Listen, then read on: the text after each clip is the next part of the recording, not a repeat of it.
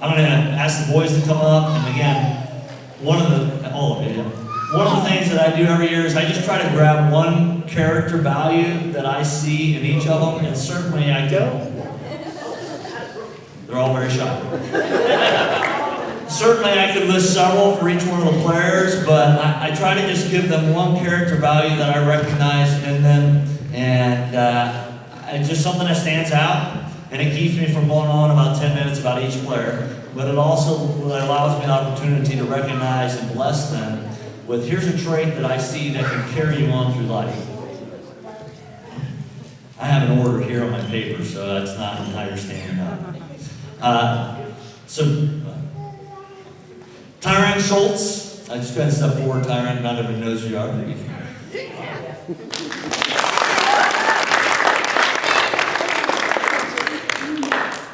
When I think of Tyron, I think of someone that's inquisitive. Kind of sense that Tyron is trying to figure out how to do it better. He's trying to figure out how to do it right. He's trying to figure out the game. He's trying to figure out how to work it. Tyron was at a lot of our summer stuff and worked really hard over the summer and really improved, because as a 7th grader, I looked at him, and hear this, 7th graders, as a 7th grader, I looked at Tyron and I thought, I don't know if he's going to make it. Because he was struggling. He wasn't one of the best players. I think he grew, like an entire foot over the summer? But Tyron came and worked his butt off over the summer and really studied the game and continued to get better. And by the end of the season, he was in the starting lineup. By the end of the season, he was doing the things that we needed to do, and he had one of his best games at the very end of the season, in which he just played incredible defense and great offense. And again, it made me go, hey, this kid, because he's inquisitive, because he's working hard, because he's thinking through it, if he takes that and moves on, he'll succeed. Not just in basketball, but in life. Thank you, Tyler. Jackson Coolman.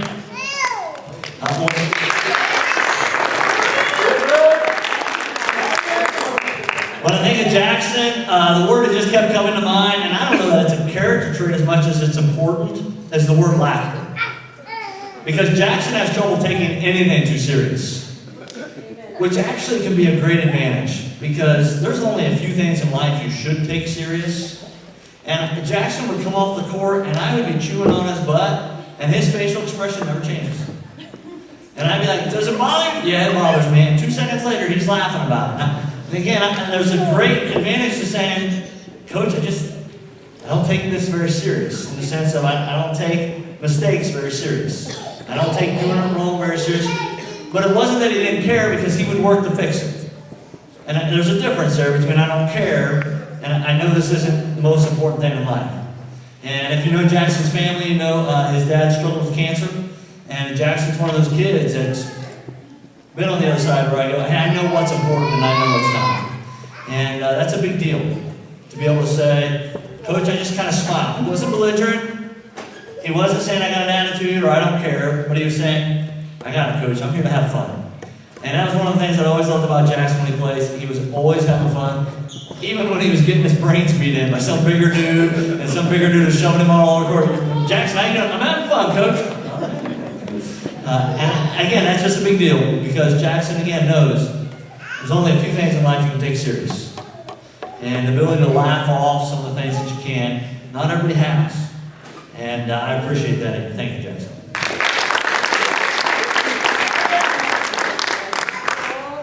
Quincy Harrop.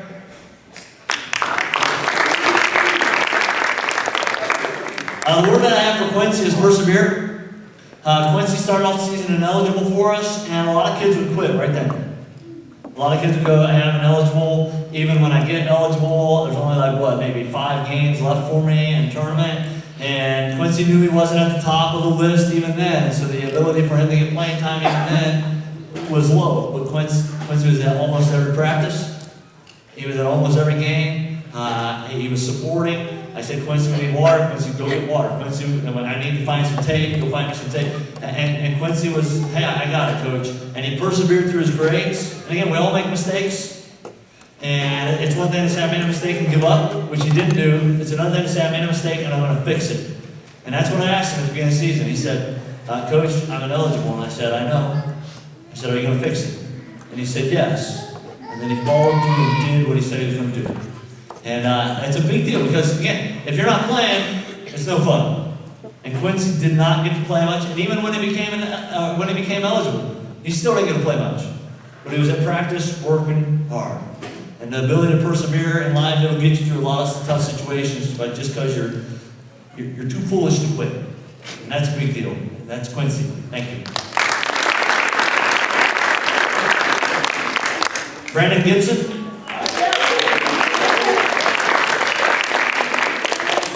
The word that I have for Brandon Gibson is calm. I think you can set Brandon on fire and he wouldn't get excited. Literally, I think there's a possibility.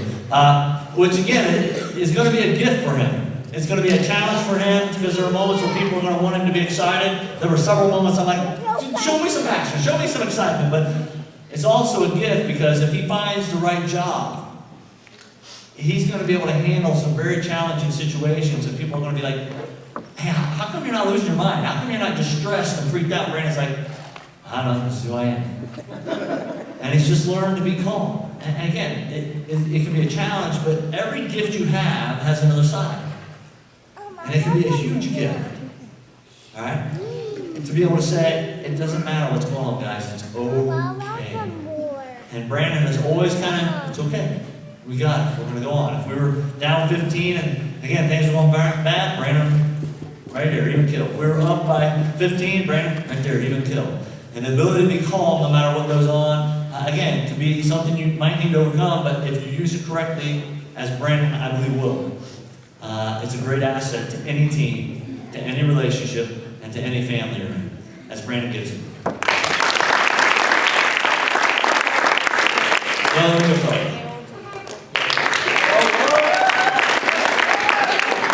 So, again, I always tell the guys I won't tell many stories because there's a bunch that you can always tell.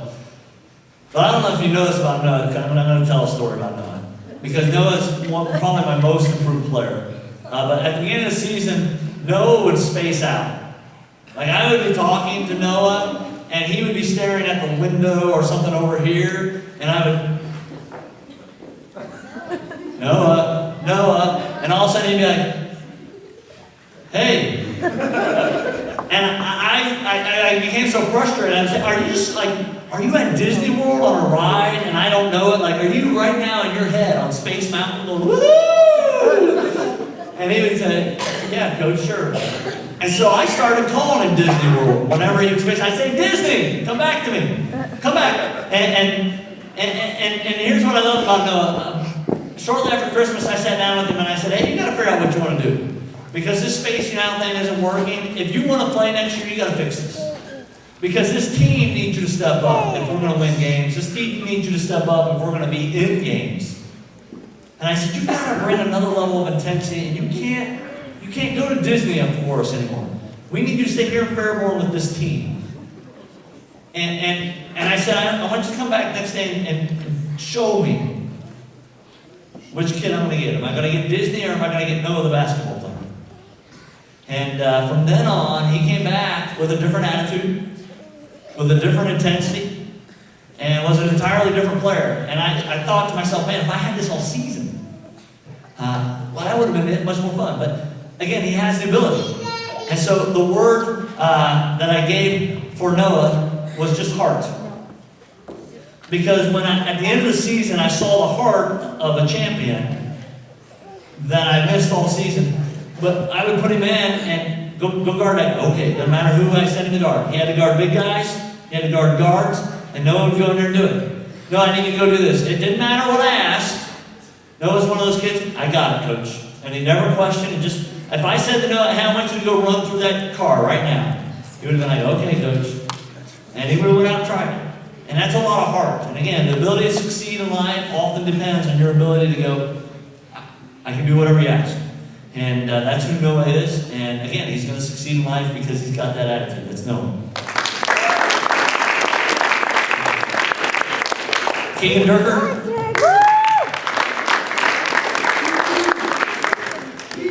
Keegan Durker is one of the guys that I never had to wonder if he was going to show up for the game. Because Keegan always showed up. That's a big deal. Because Because there are days where you don't feel like playing, there are days you feel sick, there are days you're tired, there are days, I don't know, your girlfriend broke up with you, there are days, where your mom puts your underwear on high and it's too tight, whatever's going on, right? And Keegan always showed up ready to play. Always showed up like, I'm ready to work. Keegan wasn't always great with a shot, but was always working at it. Keegan was always intense. Keegan was always on it. And again, that's a big deal. Because if you can show up at your job every day and your boss doesn't have to go, hey, are you really here? You're going to have a good job. If you can bring intensity to your job every day, you're going to find suddenly you're running the company. If you can show up every day and we know what type of person we're going to get every day, you're going to succeed in your marriage. Because your wife's not going to be like, I dated and married Jekyll and Hyde. She's going to go, I married this guy and he's the most steady guy I know. I always know he's bringing intensity and passion to our marriage. And that's the type of guy he is. And again, he's going to be a great dad. He's going to be a great boss one day. And because he knows how to give it all. And that's Keegan Durkin.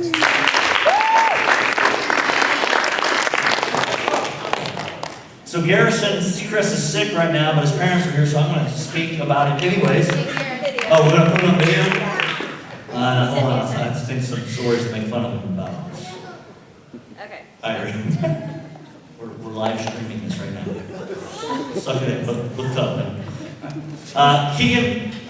Garrison is a perfectionist, which is a good thing and a challenge thing. As a firstborn, that's your natural tendency to become a perfectionist. And so Garrison really struggled with, Coach, I need to know exactly how to do it.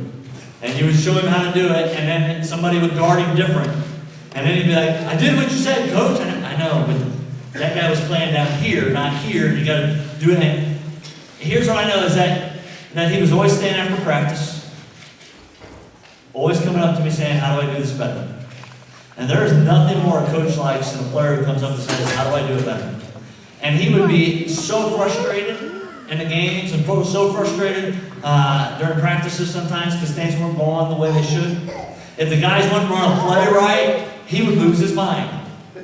And I'd be like, hey, you got to relax. They'll get it. They don't know it yet. And he'd be like, Coach, I don't know the play. And I was like, I know. I see it too. Just, they'll get it. Just relax. And again, his ability to be a perfectionist, though, if he can work through the ability to not always have everything perfect, but he's going to become a great doctor.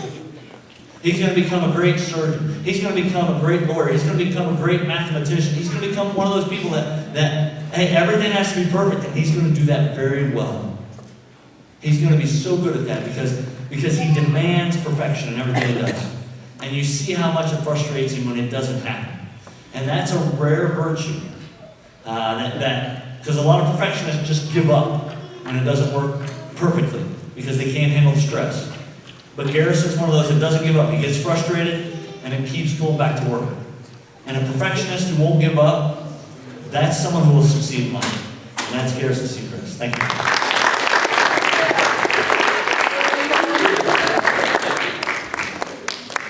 We got two more. John Thurston.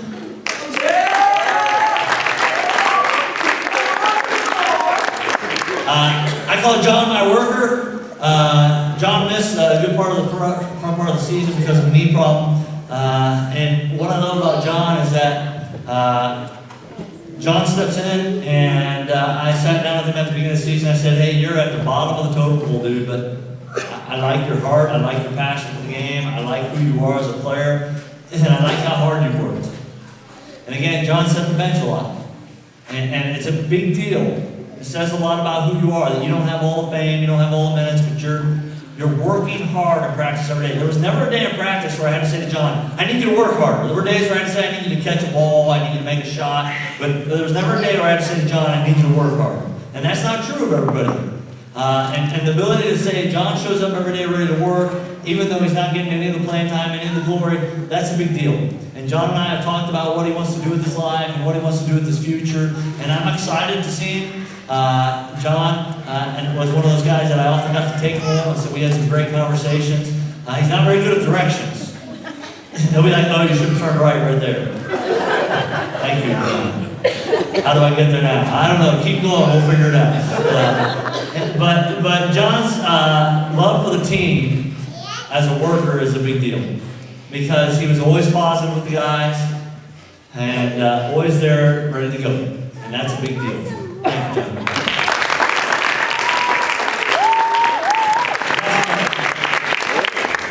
That's our last one again, not last, other than he was in my book last. So Jackson learned a big lesson, and this is huge. 7th graders, listen. Jackson learned about prioritizing this season. And he learned about prioritizing his grades. And I don't say that to shame him, because here's what I know: Jackson will never be ineligible again. Will you? And that's a big deal. And this happens every season. I got one kid who doesn't get it right, and they never mess it up again. Because Jackson sat on the bench going, I don't ever want to do this again. And I'm proud of him, because here's why. He could have quit. Because he knows I'm not going to play anymore. He could have said, Coach, I'm done, I'm not playing anymore, I'm out of here. But Jackson, who started out in the middle of the pack, who had worked his way into a starter, and then became ineligible, was humble enough to suddenly become our water boy again. And I can't tell you what a big deal that is. And that's my word for him, humility. And if there is one thing that everybody loves, it's someone who's humble. Because Jackson went from being a starter to, hey, I need you to go get the water. And he never said a word. In fact, Jackson was often getting the water before we even asked him. He was picking up the jerseys on the floor, the warm-up shirts. And he was putting the balls away when we needed them. And he came to practice and worked his butt off every day. And again, when you go from a starter to the guy at the end of the bench because you're not even eligible, it says something about your character and who you are. And again, I can't tell you how far you'll go with humility that knows how to succeed, that has learned the lesson of priority, that says, it's okay. I don't have the spotlight. I just want to get the job done. And that's who Jackson is. Thank you.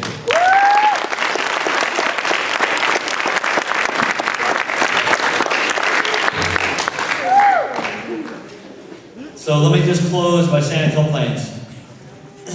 To both you 8th graders and you 7th graders. Every year, let me back up a second. Let me tell you why I'm most proud about these guys. There were 4 guys who played last year who didn't even come out.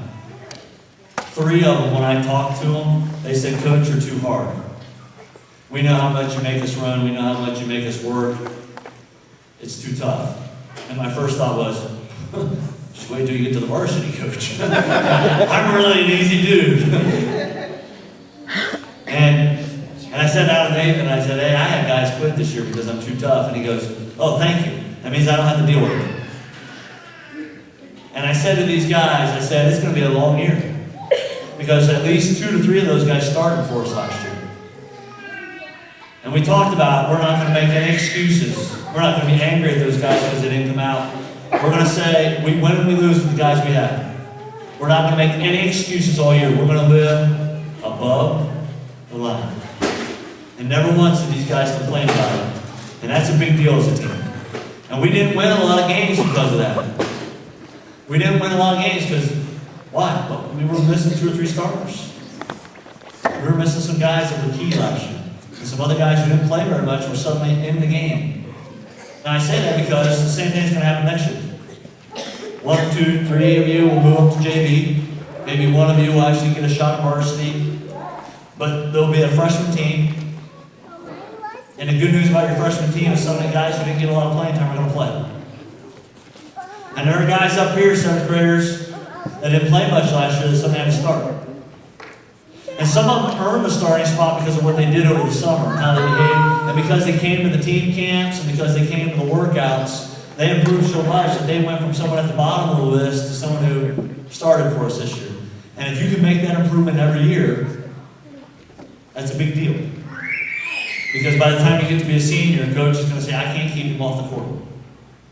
Because why? He just works so hard. We talk about what it takes to make a team. We say, you got to be coachable, you got to work hard, and then it's talent. And we always say, and grades are understood. We shouldn't even have to mention it. You got to be coachable, you got to work hard, you got to have talent. Talent's at the end. Because if you're coachable and you work hard, it'll overcome talent in the long run. And so I say to you this summer, and in the summers ahead again, whether you want to play basketball the rest of your life or not, don't put the basketball away in the garage and never pick it up. Alright? Pick it up, practice, play. Your varsity coach and I both want to see you play as many sports as you can. Play football, play soccer, play hockey, play whatever you want.